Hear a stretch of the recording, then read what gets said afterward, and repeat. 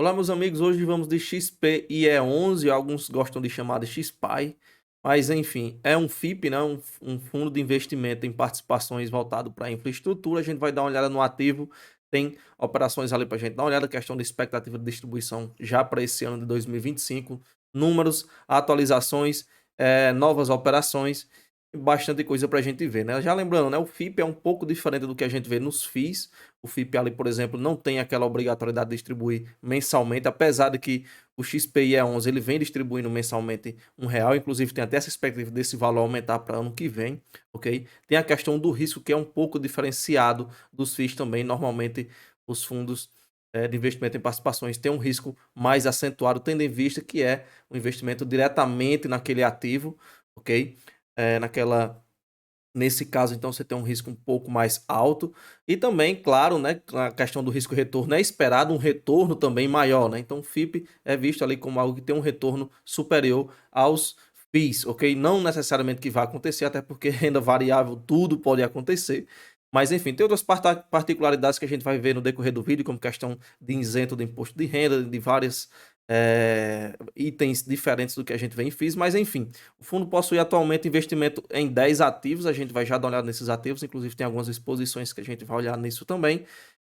Foi realizado um investimento de 35 milhões em debêntures, né? O fundo faz investimento em debêntures, no caso a Conasa Saneamento, né, voltado para a questão de saneamento de águas do Sertão, ok? Concessionária de água e saneamento, a uma taxa média de PCA mais 13, então já temos aí uma nova operação em portfólio. Já já veremos os detalhes de todas as operações. Temos uma taxa interna de retorno líquida de PCA mais 13,18, né? Então a gente já até vê que são taxas relativamente altas, né? A gente comparado ali com a grande média de fundos imobiliários. E aí, claro, tem fundo imobiliário ali que tem taxa até acima disso, né? Mas enfim, alguns high yields, né? Tem taxas acima disso. Aqui a gente tem questão de taxa de administração, taxa de performance 1,3 da administração, de performance é 20% no QCD, inflação mais 7. Na questão de cota no mercado, ele está sendo negociado nesse momento por volta dos R$ 61. Como deu uma caída acompanhando o que aconteceu nos FIIs, né? Lá naquele dia 19, ele também deu uma caída, depois deu uma recuperada, tá meio que repetindo um pouco do cenário do que a gente vê nos FIIs. Mais alguns números, vamos avançar, que a gente tem a listagem das operações, alguns ativos, ou melhor, a maioria dos ativos ele tem participação majoritária, né? Inclusive, alguns aquele possuidor 100% desse ativo. Ele, no caso aqui, a Alpodi é o que ele tem participação minoritária de 10%, mas de concentração no fundo a gente sempre fica de olho também para ver aquela questão dos riscos, né, de exposição. Temos 3 operações que têm exposições que a gente comparando com FIIs, né, relativamente altas, né, acima dos 10%, se bem que a gente está falando aqui de um FIP, que é um produto relativamente novo, então é até esperado que existam concentrações em seus portfólios devido à quantidade de operações, aos volumes de patrimônio desses fundos, ok? Então, esses são alguns pontos, né, que a gente já vai vendo. São voltados principalmente à questão logicamente, 90% do FIP ele tem que estar voltado para a questão de infraestrutura, e aqui no caso a gente tem do XP e uma boa parte é geração de energia solar, ok? Temos outro aqui, também tem eólicas e também tem linhas de transmissão. E também tem aqui uma voltado para transportes, ok? A gente vai já olhar um pouco também sobre essa operação. Aqui alguns números do fundo, questão de distribuição, questão de yield, questão de retorno, e a gente já tem uma projeção de distribuição para 2025, né? O esperado de 2025 é que ele distribua, isso aqui, claro, não é nenhuma garantia, ele distribua R$ 14 no ano, o que dá mais de R$ 1 por mês, né? Se for fazer a distribuição dividindo ali todo mês, fazendo a mesma distribuição. O que no caso seria superior ao que foi no ano passado, que foi em 2024, onde ele passou todo o ano distribuindo R$ 1 por cota. E aqui então já tem uma expectativa dele ter um retorno, né, um yield maior nesse ano agora 2025, né, subindo. Então pegar ali R$ 1 por mês, né, seria os R$ 12, e nesse então 2025 a gente entraria com R$ 2 a mais do que foi em 2024. Claro, isso aqui é uma expectativa, ok? Não é nenhuma garantia de distribuição. Ele vai testar também em 2024, teve amortização aqui no montante, né, e de rendimento, mas aí para 2025 tem expectativa já de ter um aumento. Na tabelinha de sensibilidade ele está à volta ali dos R$ 60, 61, então temos aqui um retorno real aqui de PCA mais 14, né, um retorno bem alto, ok? Também tem a questão do deságio que está na cota atualmente do fundo, né? Dá uma subida, dá uma elevada nesse número.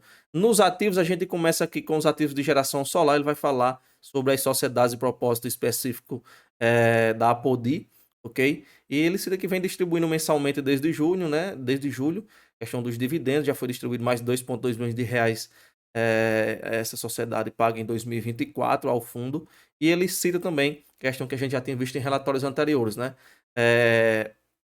A Apodi continua exposto aos eventos de curtailment, né? Relembrando que seriam os curtailment, são ali reduções na produção de energias ali de forma proposital, né? Ele poderia ter distribuído mais ou teve algum problema de, por exemplo, de não conseguir dar escoamento a essa rede ou alguma questão de demanda de energia, né? Demanda oferta de energia e aí propositalmente é dado uma redução no custo, né? Uma forçada e aí a gente chama de curtailment, né? Inclusive, isso pode gerar prejuízo, né? Ele até cita que, por enquanto, né, não houve prejuízo de geração, porém, a companhia está adotando medidas protetivas judiciais para manter esse status.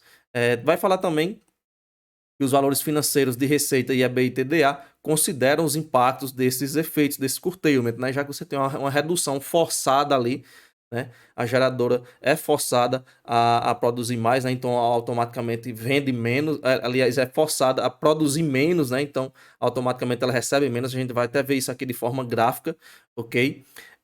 Vai falar também que tirando esse efeito, né? O ativo tem atingido níveis de geração em linha com o esperado. Também cita que esses efeitos de curtailment são contabilizados no efeito caixa negativo, né? No caso, no retorno, considerando algumas premissas, né? Ele vai até colocar alguns valores em percentuais considerando por ano, né? Ele vai inclusive diminuindo conforme o ano vai passando. E aqui a gente tem as características dessas fontes geradoras, né? A gente tem uma que tem 1,2 megawatts, a outra bem maior, 34, 35 megawatts médio. Ambas são indexadas à inflação, né? A gente vê mais alguns números, se quiser ver no detalhe, questão de capacidade, questão de prazo de autorização. E alguns números aqui a gente vê, por exemplo, a questão do impacto do curtailment. Por exemplo, se a gente pegar aqui o mês de julho, né, que foi bem impactado, a energia, né, a geração realizada foi de 10,9, enquanto o que foi forçado, né, o que não foi produzido ali, o que foi, digamos ali, que travado pelo curtailment foi 24, ou seja, mais do que o dobro, né? Ou seja, aqui a questão do curtailment a gente vê um impacto bem forte, né? Claro, esse mês foi bem acima dos demais, mas a gente vê, por exemplo, aqui em setembro, agosto também foi um impacto bem mais, bem considerável, né? Até acima do que foi realizado. O de setembro também o curtailment teve essa redução acima do que foi realizado.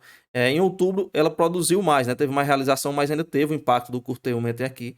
Então, isso vem causando, né, digamos que prejuízos aí na questão da geração. Não só na questão da Apodi, como a gente vê, mas no próximo item que a gente vai ver, agora falando de geração eólica, tá? Esse que a gente viu era geração solar. Na eólica também está sofrendo com efeitos de curtailment, né? Ele cita aqui Vila do Acre 1 e 2 também têm sido afetadas por curtailments. Ele vai citar que houve manutenção em um dos transformadores de Vila do Acre 2 e os níveis de corte de geração têm melhorado. E por enquanto, quanto à questão de impactos, né, na questão de evento, dessa questão dos transformadores, né, não houve impacto, né, apenas o provisionamento contábil referente a essa movimentação. À frente ele vai citar que as obrigações financeiras estão em dias, né, o ativo continua distribuindo dividendo e a questão das eólicas possui indenizações negociadas em caso de efetiva penalidade causadas aí pelos curtailment. Inclusive ele vai citar que para fim de conservadorismo, questão de segurança, de margem ali financeira, os eventos de curtailment, né, os seus impactos causados são contabilizados no fundo considerando o efeito caixa negativo, né? E aí tem algumas premissas, como a gente viu que também tinha lá nas Apodis, ok? A mesma situação, porém com números menores, né? Esses números são menores devido à questão da Vila do Acre 1 e 2 terem sofrido menos impactos do que a Apodi.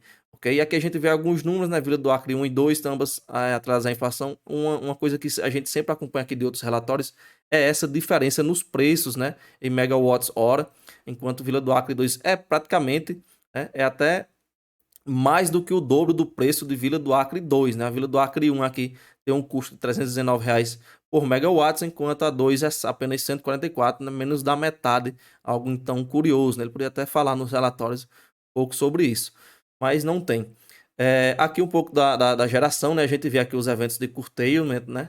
o impacto que eles vêm causando. São impactos até que bem consideráveis, né? Olha só aqui também.